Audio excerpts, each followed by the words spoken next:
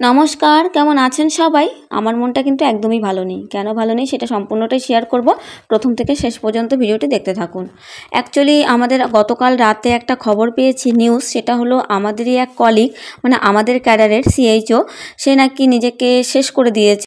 এবার কেন করেছে, কি করেছে অত তো আমরা জানি না, তবে যতটুকু আমরা খবর পেয়েছি তাকে অথরিটির চাপের জন্য এবং এক্সেসিভ কাজের প্রেশার চাপানোর জন্য সে তার মেন্টাল কন্ডিশন এতটাই খারাপ হয়েছিল এবং তাকে এতটাই হিউমিলেট করা হয়েছিল যে সে আর নিতে পারেনি, লাস্টে ওই পথ বেছে নিয়েছে।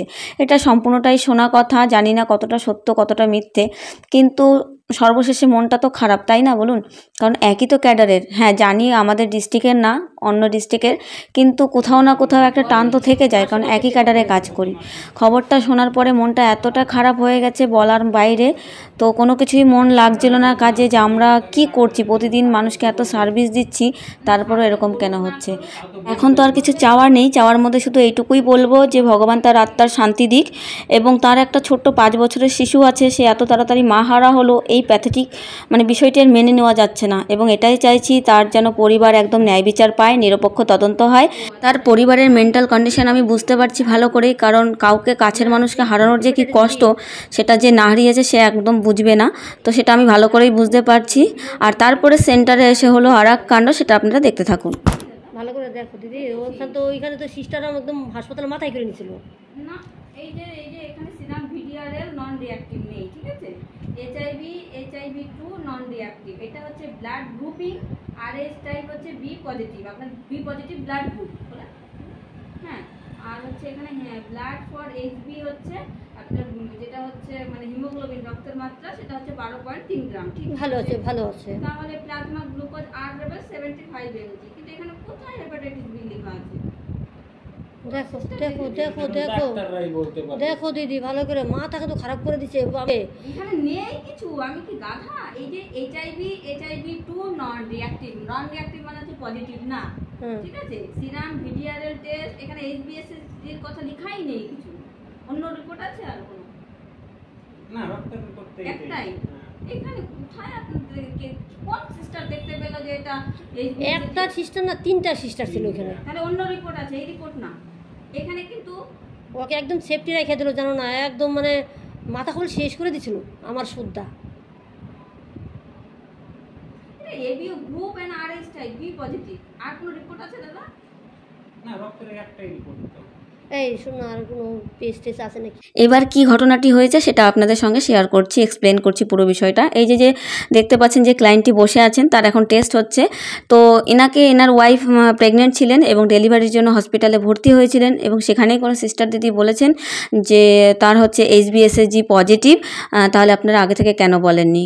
এবার কথা হচ্ছে পজিটিভ তারা কি দেখে বললেন, সেটা হচ্ছে একটা রিপোর্ট দেখে বলেছে। সেই ব্লাড রিপোর্টটা আমার আশা দিদি নিয়ে এসেছেন, যেহেতু আশা দিদি রেডিয়ার পেশেন্ট। তো আসার পর আমি তো রিপোর্টটা ভালো করে দেখলাম, সেখানে না কোথাও এইচবিএসএসজির কথা লেখাই নেই।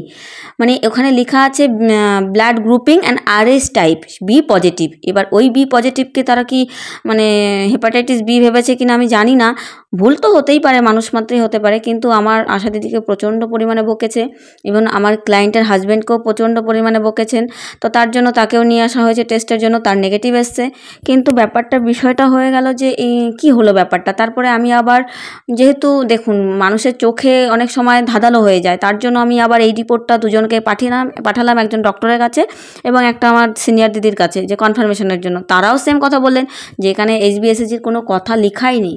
তাহলে আমার পেশেন্টের কি দেখে বললেন, তাহলে কি সিস্টাররা কোনো টেস্ট করেছে? তা আমি জিজ্ঞেস করাতে দিদি বলল, না দিদি, যখন আমি অ্যাডমিশন করাতে গেছিলাম তখন এই রিপোর্টগুলো দেখেই তারা খুব তোড়জোড় শুরু করেছিল। তো বেসিক্যালি কি হয়েছে ঘটনাটা সেটা আমি বললাম, আপনি যে ডাক্তারকে দেখান সেই ডাক্তারকে আপনার রিপোর্টটা একবার দেখান। এবার যে ডাক্তারকে, প্রাইভেট ডাক্তারকে দেখাতো, সেও তাকে বলেনি যে এরকম কোনো প্রবলেম আছে, সেটাই তাদের রাগ। এবার তাদের উপর চিৎকার চেঁচামেচি করেছে, তারা হ্যারাজ হয়েছে রীতিমতো 5-7 দিন ধরে।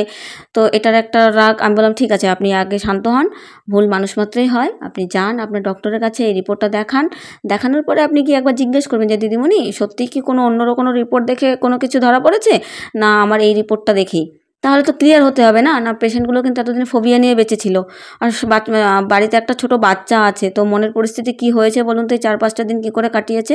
তো যাই হোক, তাকে টেস্ট করে পাঠিয়ে দিলাম। তারপরে চলে আসলো আমার আরেক ক্লায়েন্ট। একে তো মন ভালো নেই, তারপরে আবার এই ধরনের কাণ্ড, মানে কি আর বলবো। যাই হোক, এখন তো কাজ তো করতেই হবে, কিন্তু ক্লায়েন্টের জন্য আমরা এত পরিষেবা দিই, ক্লায়েন্টই আবার হ্যারাজ হলে তাও যেমন খারাপ লাগে, আবার আমাদের হ্যারাজ হতে গেলেও সেটাও আমাদের খারাপ লাগে। তো এই যে যিনি আসছিলেন, ইনি হচ্ছে এসে বলছেন আমার খুব অস্থির লাগছে। তো আমি বললাম কি জানি বিপিটা হাই হয়ে গেছে কি না। তো প্রথমেই আমি আধা ঘন্টা বসালাম, কারণ দেখছিলাম এত সোয়েটিং হচ্ছিল লোকটার। তারপরে আমি টেস্ট করলাম, বিপিটা টেস্ট করলাম, দেখলাম না বিপিটা নর্মাল আছে। তো এমনি নর্মাল উইকনেস, দুর্বল, এগুলোর জন্য মেডিসিন, ব্যথা, এগুলোর জন্য দিয়ে তাকে ছেড়ে দিলাম। এখন আশা দিদির বিল করব, বিল করে দিদিকে ছেড়ে দেবো, দিদি যাবে অফিসে। তো আশা দিদিকে বিল করে ঠরে দিদিকে ছেড়ে দিয়েছি, দিদি চলে গেছে। এখন আমি সেন্টারে একাই আছি, বাড়ি যাব বলে বেরোবো ভাবছিলাম, কিন্তু এখানে দেখুন তুমুল পরিমাণে ঝড় উঠেছে, মানে ঝড় বৃষ্টির মতো। জানান আপনাদেরকে একটু দেখাচ্ছি জানলা দিয়ে যে কী পরিমাণ বৃষ্টি হচ্ছে।